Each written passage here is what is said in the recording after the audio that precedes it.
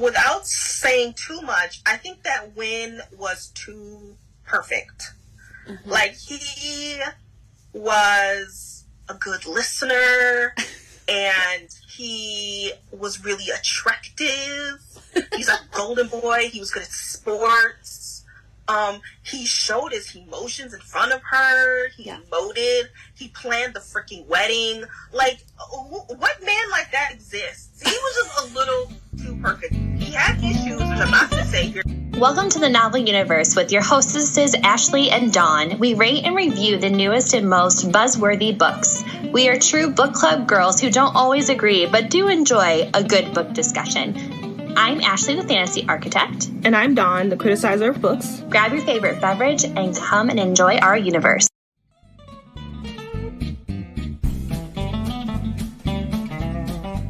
Hello, everyone, and welcome back to the Novel Universe with your hosts, Dawn and Ashley. We have been going through hell trying to get this up and running. My GarageBand just decided to delete itself. I don't know what's going on. And I had some Wi-Fi problems, so hopefully this all goes well. But today, we will be reviewing and discussing Happy Place by Emily Henry. This is not recording on Zoom, so I don't know why I did that. So, yeah, let's... If you are new here, welcome, or if not, welcome back. But how we do things is that we will share our rating. Ashley and I do not discuss the book beforehand. We will talk about what we thought about the book, and then we will go into our review of the book. We will do dislikes first, then likes. It will all be spoiler-free, and then we will go into a spoiler edition, but we will let you know before we do that. All right, before we get started, let's find out what Happy Place is about. How much I'm going to read from this description. Harriet and Win have been the perfect couple since they met in college. They go together like salt and pepper, honey and tea, lobster and rolls. Except now, for reasons they're still not discussing, they don't. They broke up 5 months ago and still haven't told their best friend, which is now how they find themselves sharing a bedroom in a Maine cottage that has been their friends' group's yearly getaway for the last decade.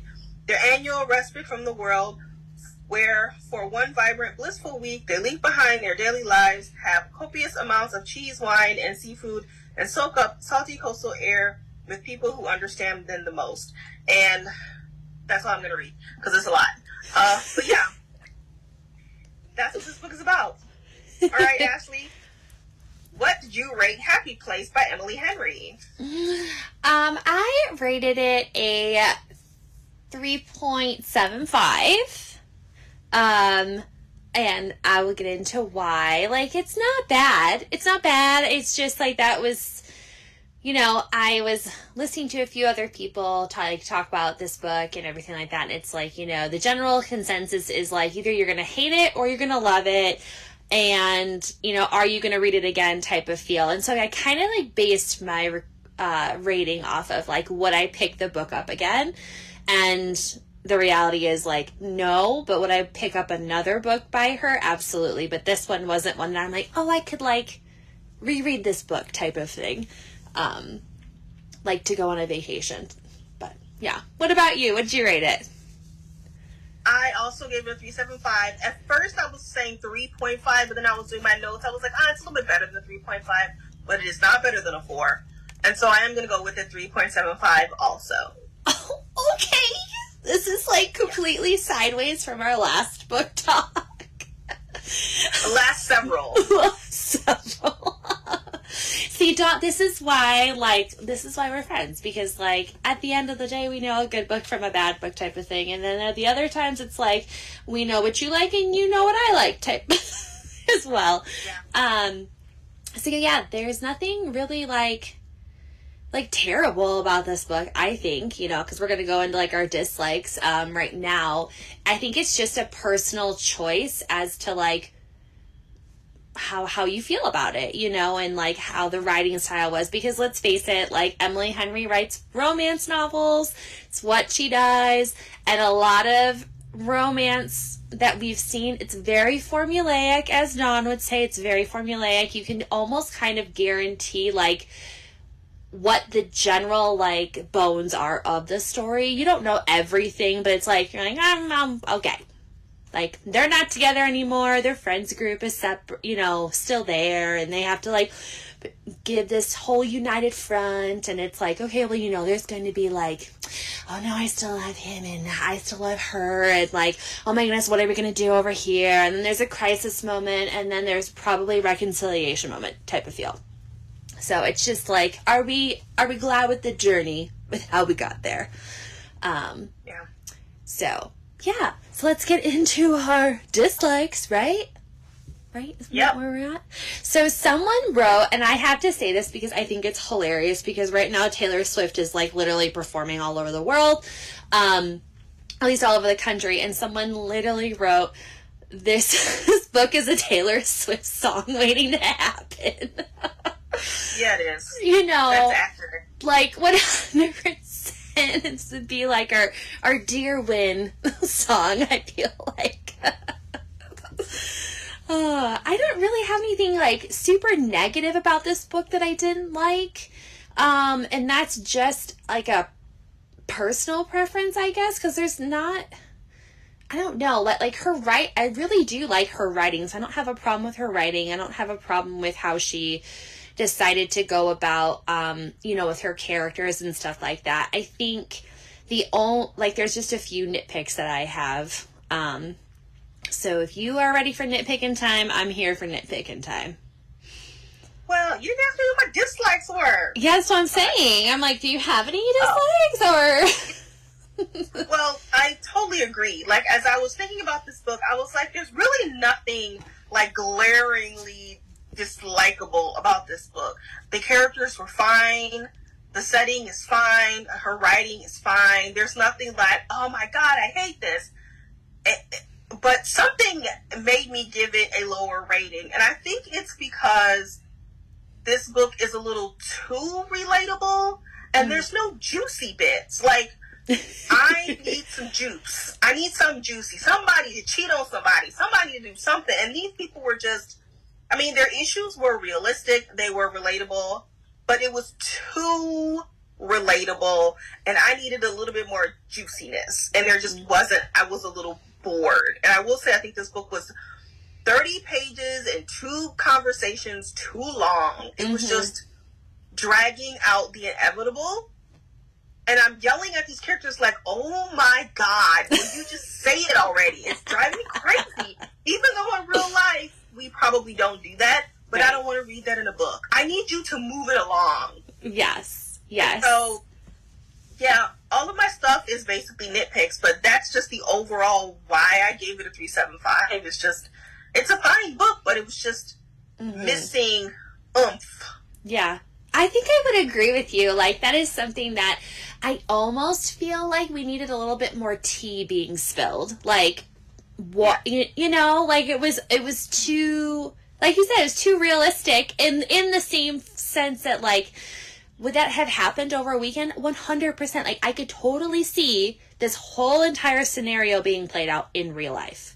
And probably in real time. That this maybe was just too much real time for us in the book.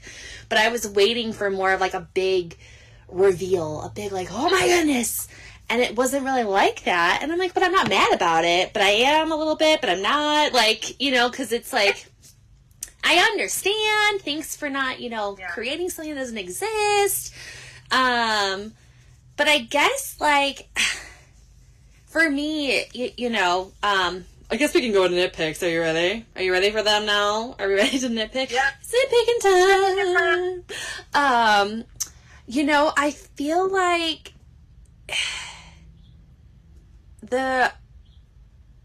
with 2 of the characters, I feel like they didn't get enough, like, screen time, if you will. Like, I felt like their story was kind of untold between, Chloe and Kimberly within this book, or Kimmy, or whatever her name is.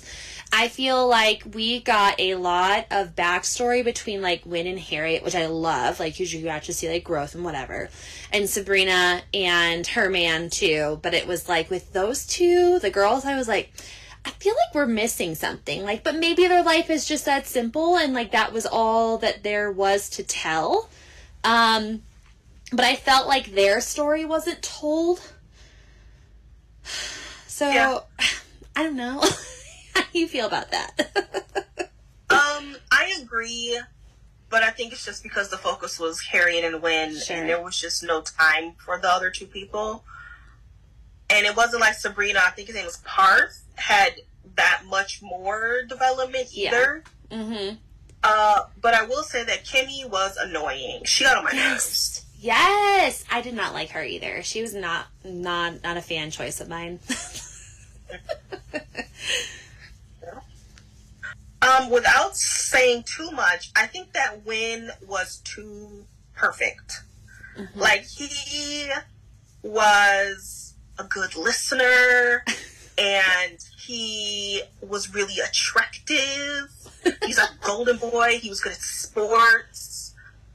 He showed his emotions in front of her. He emoted. He planned the freaking wedding. Like, what man like that exists? He was just a little too perfect. He issues, which I'm not going to say here because it is a spoiler, but his issues were just like, really? Mm-hmm. And that's what I mean by we needed some more. We needed, like you said, more tea. He needed something else. He needed more red flags. He was just too perfect. Yes. And I think too, like, I'm not going to go into like my other nitpick too much, but like when we have like the big like showdown, right? Like between the both of them, and the response that I got from Wynn's side, I was like, oh, that's new. Oh, because I was like playing it in my head. I'm like, he's going to say this, and this. And it's, I'm like, there it is. Hallmark movie number 5.0 over here. Like, it's exactly what would happen. Then he pulled something out of left field, and I was like, am I mad about that? And I almost think I was a little bit, because I was like, oh, he's actually like listening to, we're commenting and addressing all the issues that she's presenting. What is this? Like who? This to me is like a well-groomed marriage relationship. Like they've been together for so long that all of a sudden he knows how to communicate and she knows how to communicate. And I was like, oh, well, so how'd you get here in the first? You know what I mean? Mm-hmm. It was a little like left fieldy where I was like, should I applaud her writing on this? It's kind of how I felt. Because I wasn't expecting it. I literally pulled a U. I was like, I swear to goodness, if this comes out and that's what the answer is, this book is getting, low rating.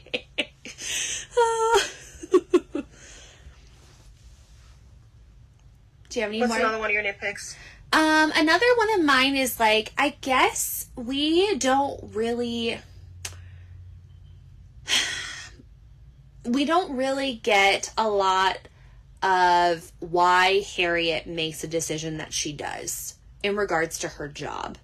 I guess, like, we get presented with her just being infatuated with this one job for the longest time, then all of a sudden I feel like this other job alternative just kind of comes out of nowhere, and I almost don't find it believable in a sense. Do you know what I'm talking about? Like, it's like, Yes, I feel like I can believe it, but I don't know. I'm still having a hard time, like, am I okay with that answer? I don't know. I think this book kind of suffers from quote-unquote rich people problems. Oh. There's something on my face. Girl, you literally had a bug crawling on your face. I tried wiping it off of my screen. Oh my god. I'm like, sometimes I can't tell if it's my hair. I was saying that this book kind of suffers from rich people problems, even though Wynn isn't rich, but yeah, he got anyway, and so she is able to do that. Mm-hmm. Because this book, there's a doctor and a lawyer, and they own a farm, and that's so unrealistic to like a typical friend group. Like, if you think of our friend group, we have a teacher, like a 5th grade teacher, Mm-hmm. and a graphic designer, and a librarian, and like, what are you, like an accounts manager? Yeah. and then whatever Madeline is at the time, that's our friend group. I feel like that's realistic. realistic. Yeah. But doctor, lawyer, farmer, we haven't graduated to that bracket. That's not our bracket. Yeah. And if one day Alyssa decides she don't want to be a teacher no more, you think she's gonna make a whole bunch of money on Etsy? Like, you think that's just gonna happen for her? No. She has to work really hard at that. She can't just like, oh, well, I got 2 kids and a husband, and I'm a teacher, but, I'm just going to give all that up. Not to say that she makes a buttload of money, but she doesn't have the luxury of saying, I think I'm going to be an Etsy seller. And I'm not shitting on Etsy sellers, but it's just, you're giving up your benefits. You're giving up, no, I'm going to be an Etsy seller now. Like, yeah. Agreed. And I think, too, like, this book just lacks some honesty. Like, that's probably my last little nitpick, Like, some of these conversations could have been avoided. I'm like, y'all just gonna be honest with each other? I mean, there was a lot of, like, putting on a front that I felt like every single character did. And I was like, oh, but maybe it is along the terms of, like, because they have money and because they come from I'm put together and whatever, like, they just have to do that naturally. I don't know. But, yeah. I didn't hate that because I think, if we look at our little friend group, we have some secrets that we don't always share. Mm-hmm. And then we find out about it and we're like, oh. Damn. You know what I mean? So I don't think, that didn't bother me that Cleo, what's her name? Is that her name? Yeah. Cleo had a bone to pick with Sabrina, mm-hmm. and that Harriet had her own issues. Like, we'll talk about that later more. But yeah, that didn't bother me. Okay. But I see what you're saying. You got some secrets, Dawn? Now's the time. Share them out. I do, but I don't tell y'all. I had 2 more nitpicks. Okay. One was, I felt like, and this is like really, really, really nitpicky, but I felt like their college days were a little too idyllic. Like, who has like pillow fights and slumber parties and we're gonna play a game at the grocery store? Like, what the fuck is that? I was just like, guys, come on. See, the game at the grocery store. Kind of out in the middle of nowhere. I kind of went to a college out in the middle of nowhere, and it was boring. And for fun, we would get on the bus and go to Super Walmart. That's what it was called at the time. Super Walmart, and just walk around Walmart for an hour. That was fun for us. But we didn't play any damn games or nothing. We just got on the bus and went to Walmart. Like, so like the supermarket game I've done as an adult with like another adult couple that like my husband and I are really close with. But we had, so like that whole part I was like, oh my gosh, look, we're not the only weird ones. And I just made fun of you, sir. It's okay. I'm weird and she knows that. It's fine. Huh? I said, I'm weird and it's okay. And my last nitpick is, she kept calling it Lobster Fest, and I just kept thinking of Red Lobster. I'm like, you're totally ruining the imagery for me when you call it Lobster Fest. Yeah. I felt like it lost its uniqueness for being Maine. Like, yeah. I felt like we were going to like someone's hoedown in the backyard, like with their lobsters. Oh man. Yeah, that's all the nitpicks I have, but yours are pretty good. All right, so let's go into likes. What was your first like? Yeah, you know what? I think I truly do admire Emily's like capability to be able to do the whole like past to present storytelling.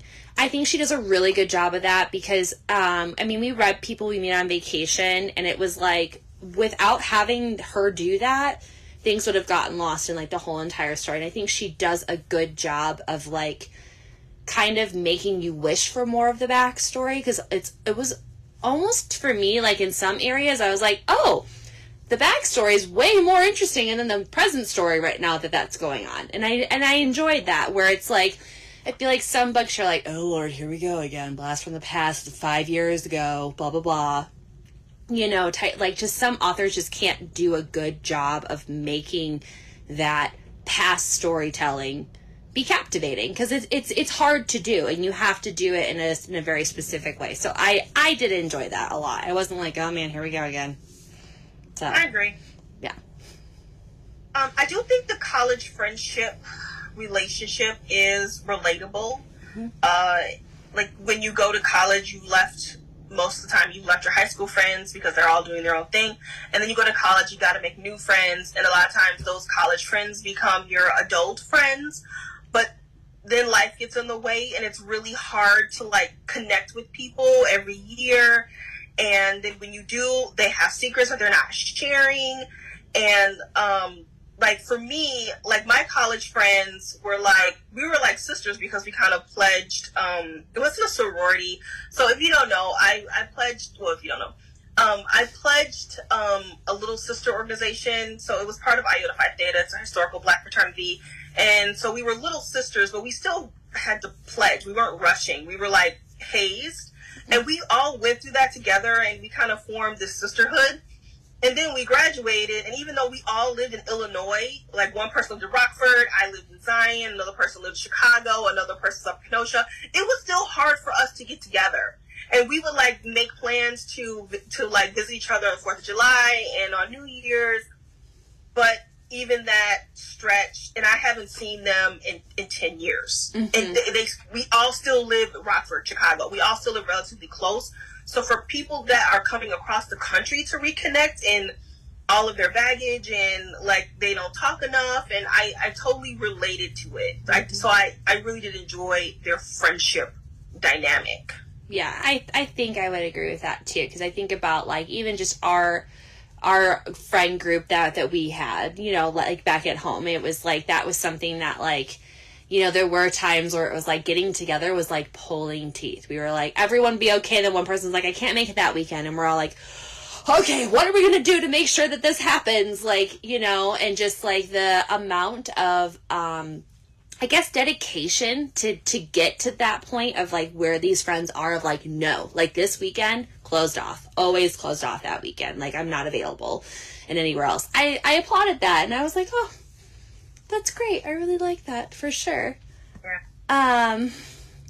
I honestly just really loved how the relationship within the story, like, it's just centered around the changes in their lives and how, like, they've weathered all of it together. Like, I love that. I really do, because it just kind of shows that, like, you know, when you find people that are that important to you, you know, like, you just, when you take a step back and you look through, like, all the moments where they've been there, it's like, oh my gosh, like, you've helped shape who I am.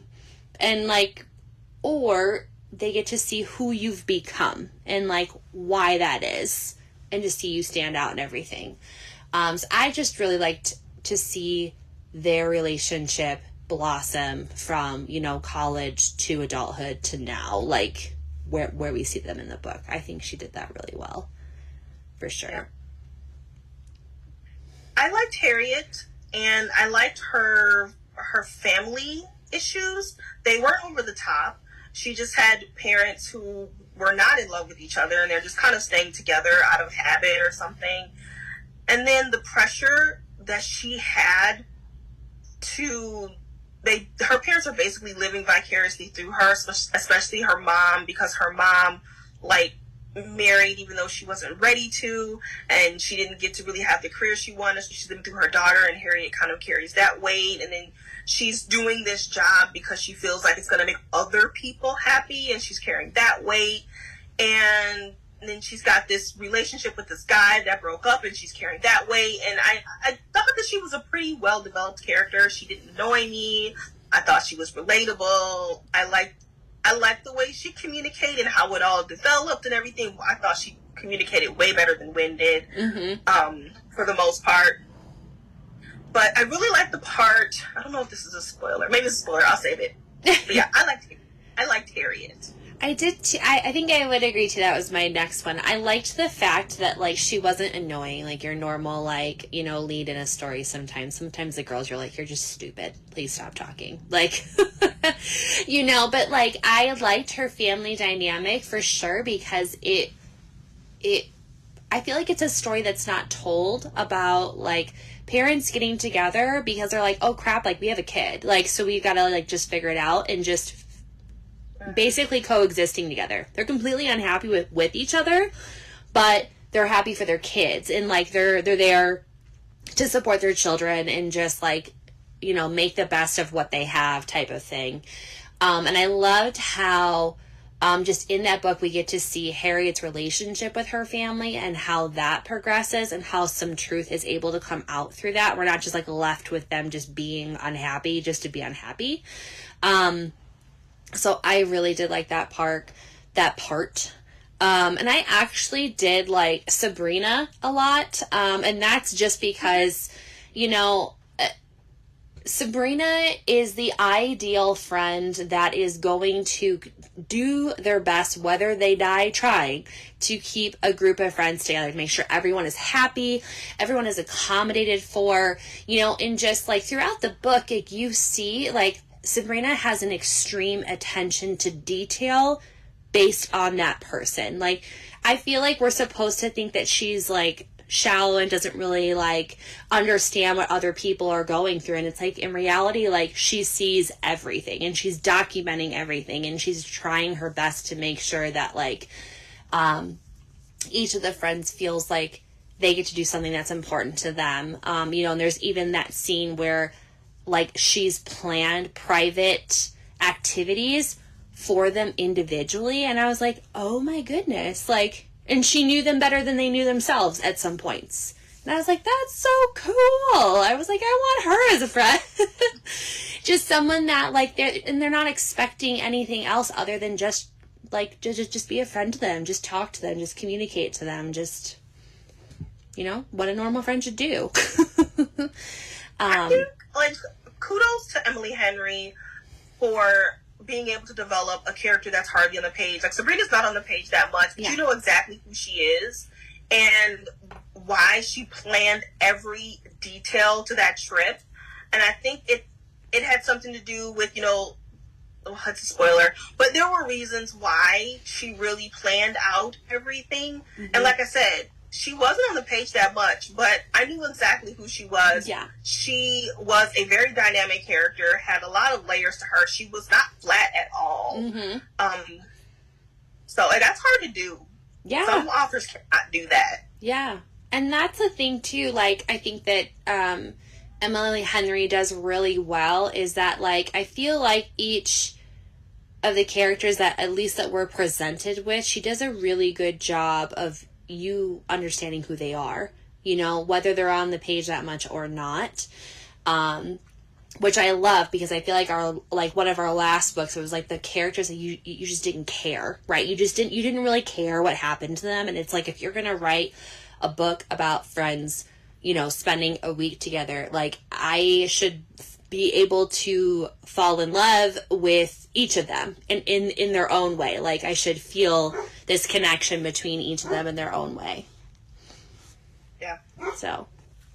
My last like is, like you said, we did read The Friends We Meet on Vacation, and one of my biggest issues was the title did not match the book. And I felt like this title finally matched the book, and not just because the chapter heading was called Happy Place, but like I felt like at least the main characters had a happy place, and there were different dynamics to the title and the meaning of it to every character. It wasn't just that they were in their happy place at the time. There were other ways that she kind of fit that theme into her book. So I was like, yay, the title matches the book. Yes. Woo! Yes, and it's almost like a play on words too, because it's not like, when I read the title I was like, oh, okay, like, where is that gonna go? And then like you see how she plays that title in, and I'm like, oh, girl, you did good. You did real good. Because, like I said, People We Meet on Vacation, 100% we were like, okay, so is she gonna meet someone on vacation? Like, what does that mean? Like, you know, and it turns out, like, it's totally different. We're like, that doesn't even match it at all. Like, what? Yeah. So, but yeah, that's all I really had for likes for it. Is, I mean, it's not, this book is not a hard book to read in any capacity. I think it is the same type of reading that Emily is trying to capture, which is like, you can pick it up, you can take it on a vacation with you, you can have a light book to read. But because, like, I literally sat down, I read this book in one day, in like 6 hours. And that was just because of the fact that, like, that's just, I think, how she intends to write them. And I enjoy that, because it's like, if I'm going to go and look for, you know, a book to read while I'm, you know, going on vacation, going to the beach, whatever, a long or car drive, Emily Henry, in my opinion, has got my vote. I will pay money for that, like, because I know it'll at least be good. So, well, so we are going to get into our, like, spoiler part of our talk. But before we do, if you do not want to hear the spoilers about Emily Henry's new book, then now will be the time to do that. But our next book is going to be The Fourth Wing, correct? I don't remember the author's name. Do you remember? Rebecca Yarros, Okay. I think. Okay, so that is going to be our book for June. So if you don't want to hear a spoil, stay tuned for June's podcast, because we're going to be doing The Fourth Wing by whatever the author's name is, because you are way better at names than I am. So I love you so much. Okay, and we are going to spoil it in 5, 4, 3, 2, 1. All right, so we are officially back into our book talk on Happy Place by Emily Henry, and we are going to spoil stuff for you now. So, I guess, like, should we start with the tea of, like, their relationship? Should we start with that? Okay. Yeah. I guess, like, when we get to the beach house, right, and they're like, holy crap, my ex-fiance's here, and we broke up 5 months ago, and we have to act like we're still together. I was dying, because them talking about, like, how much should we touch? How much should we not touch? Well, I was all over you beforehand, so you need to be all over me now. And then, like, just that whole build, if you will. I was cracking up so hard. And then when when Harriet comes to finally realize, like, oh, I still have feelings for him, and maybe he does for me as well. And then she starts, like, playing him big time. I was like, girl, he's gonna walk out of there with blue balls. That's all I had with it. But I guess, like, did you see it coming? Like, with what their split was about? No, but I liked it. It was different. I knew it wasn't going to be because she cheated on him. But I do like how that was kind of a fake out. Yes. And I like how that all came to be, because it really played into his insecurities when she kissed that other guy, and the guy was like, yeah, right, like, you're gonna stay with the upholsterer guy. Like, that really kind of, like, cemented that you know, he was insecure because she was smarter than him. And it wasn't that she was smarter than him. It wasn't, like, toxic smarter than him. It was just that he's just not a very bright guy. He doesn't have a lot going for him. His sisters have a lot going for him. And then he's married to this woman who's going to be a brain surgeon. It's just, like, killing his insecurities. And then on top of that, he's got depression and everything. And so, I don't know. I liked it. Because, once again, it went along with the title of the book. Yeah. Like, I was not expecting him. And if I'm reading it correctly, he broke up with her because when they went to visit her parents, she said, promise me we won't end up like our parents, that we won't date anymore if we're not happy. Yes. And at one point he said, are you happy? Like, earlier on in the book. And she's like, what the hell are you talking about? Am I happy? But which is why he broke up with her, because she told him to. She said, if we're not happy anymore, we need to break up. And he did it. Yes. And I was like, it's just that simple, but I loved it. I was like, okay. Yeah. I wish he had maybe communicated that a little better, but essentially... He was listening. Good job, Win. You know, like... Which I think it just plays into, like he never once bad talked her. Like, never once was like, she's terrible, she doesn't do this for me, she doesn't meet me where I need to be. None of that. Like, this man is, like, head over heels in love with her. And he did what he thought was best for her in that moment, because he knew that she was struggling with, like, what was going on, and he knew that he was not in a happy place to be that happy place for her, because his dad died. You know, his dad died, his mom's sick, his girlfriend is off, you know, or fiance at the time is off, you know, doing her residency, which, like, that whole schedule in and of itself is crazy intense. Like, crazy. Like, they're not around ever, because they're either in school and then they're also doing their residency at a hospital. Like, they're constantly gone. And so I really liked the fact that he was man enough to be like, you know what? Like, she told me that this is, like, where she's at, and doesn't ever want to get to this point of, like, where her parents were, which was unhappy. And he did that. And then he got help for himself. Like, I know. I was like, he's way too good to be true. I know. I'm like, this man, literally. I couldn't believe it. So when he's, like, pouring his heart out to her, like, at the house, I'm like, I did not expect that. And I almost thought it was fake, because it was just, it's not your normal, like, this is, you know, you looked at him funny and I just knew we weren't an item anymore, or I was jealous, or all. No, he had, like, good concrete reasons as to why. I was like, we have lived a life of warpedness at this point in time, because if this is, like, a shocker to the system, you know, something's wrong. Something is wrong. Mm-hmm. I've been watching too much bad date TikTok. That's my excuse. Or Love is Blind at this point in time for me. Because, yeah. They're like Brett and Tiffany at this point in time. That's what I felt like from season 4. Yeah. I was like, oh wow, look at that. A real couple. Oh, who would have thought?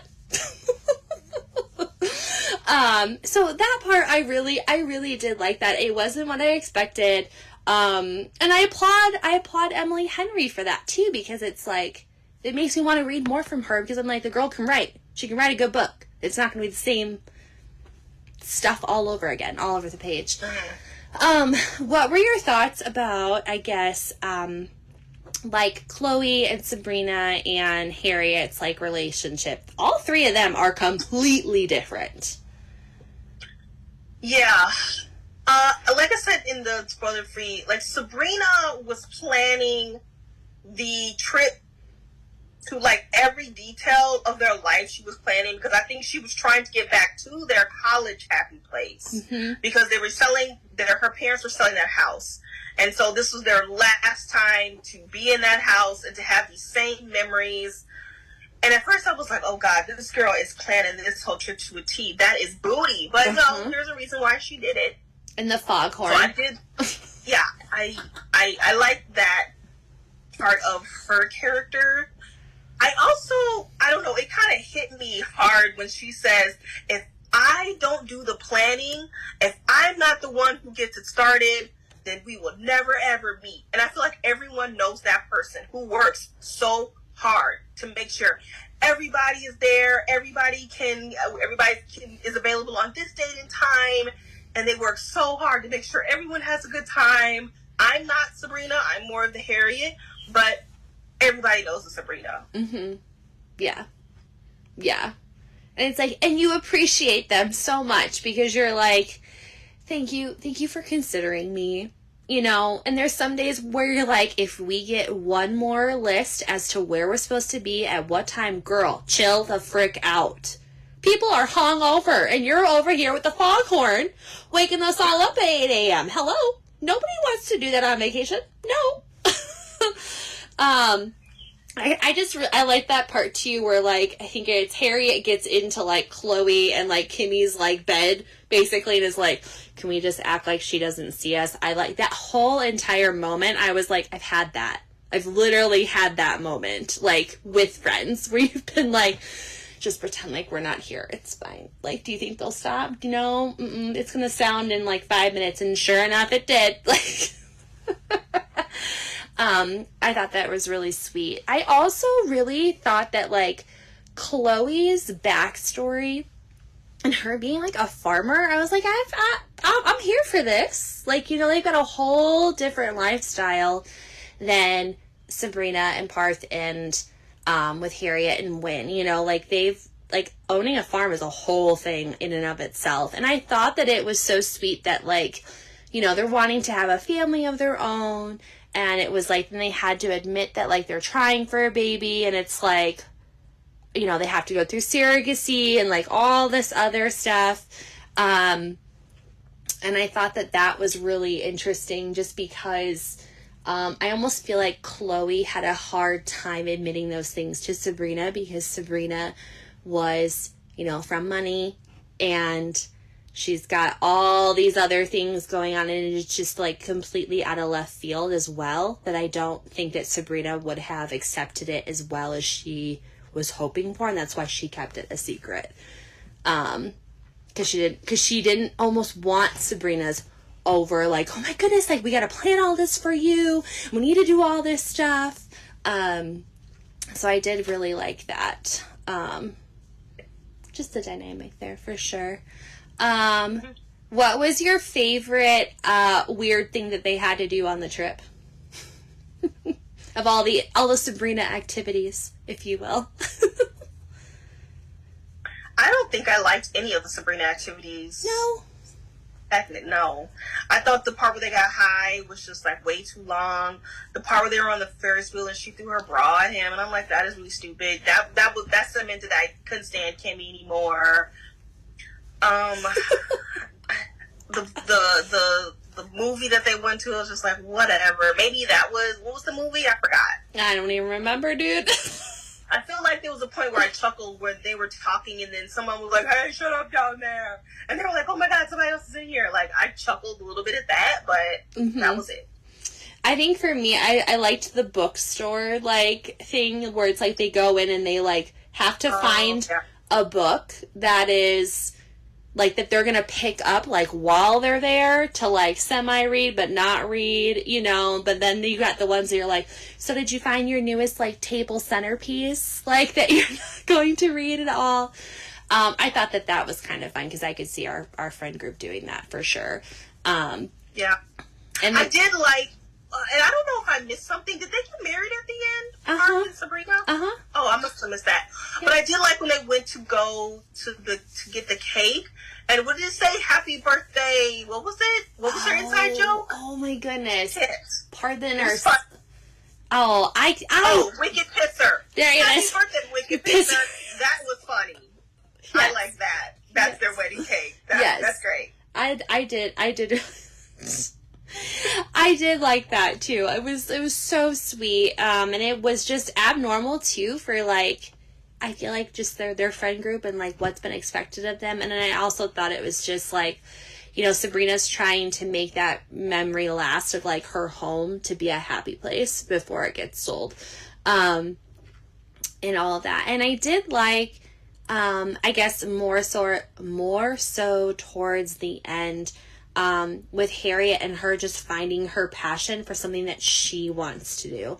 And, like, there's just so many times where I feel like, you know, parents have a way of kind of leading your life to go in a certain direction, and it takes a lot for, you know, you to do, like, a self-check, self-awareness of, like, am I really happy here? Like, am I really, like, is this really where I want to do? Like, am I smart? Yeah, but like just her whole talk about like, I go to work and I'm sad and I'm not happy, and I leave work sad, and like it's just dark and it's not fun, and all of that. And so the fact that she finds like her solace in pottery and just like creating something, and it doesn't have to be beautiful, it can be ugly, and it can also just be an emotion that she's feeling in that moment. I thought that was really cool. Just for her, because she's still like creating something, she's creating life in something. So I kind of like put those two together, because she's still fixing things, right? She's still fixing life to happen, or beauty to happen, if you will. Not life per se, because pottery doesn't come to life, but that's okay. And I do also like that, like, Win was not, he's your golden boy. He's cute. He's good looking. He doesn't really have anything going for him other than that. And then him just finding something that made him happy as well. And it's like, he's excelling at it in a rate that you're like, oh my gosh, dude, like, you were in the wrong field 100%. So yeah, I mean, overall, go ahead. That's what I was saying when it was like rich people problems, because yes, he now can do upholstery great and he's selling well. So yeah, she's going to leave her surgeon job, all those student loans and everything, and do pottery, work at a pottery store for $15 an hour, maybe. That ain't full time. She has him now to rely on because he's selling $15,000 tables. Yeah. And maybe she can like sell her pottery with the tables, or have it in the studio or whatever. She can kind of sell her shit. But that's not realistic. Ain't nobody gonna be like, well, I can't be a surgeon, gonna go sell pottery at the Sherpa pottery place. I think that's one around here. Yeah, right. The Sherpa pottery. Right. Oh man. I mean, I love that for her, but it's unrealistic. Yes, that part, I was like, do we believe this ending? Like, is this ending good? Like, What I did like about it though is that her mom was like, clearly she had to leave her job and marry a man that she did not really want to marry. And she's trying to tell her daughter, do not leave your dreams for a man. Do not leave your dreams for a man. And she's looking at it from a negative point of view, because that was negative for her. But essentially, Harriet does leave her job for a man, but she wants to do it. She doesn't have to. She loves him. Mm-hmm. He loves her. She does not want to be a surgeon. And she is happy leaving that life to be with this man because she wants to. And I think I think sometimes as women and feminists, we get told, don't you do this shit for a man? Mm-hmm. No, you be your own woman. And so then when we see a woman that leaves this awesome possible career for a man, you're like, girl, what you doing? But she wants to, and that's okay too.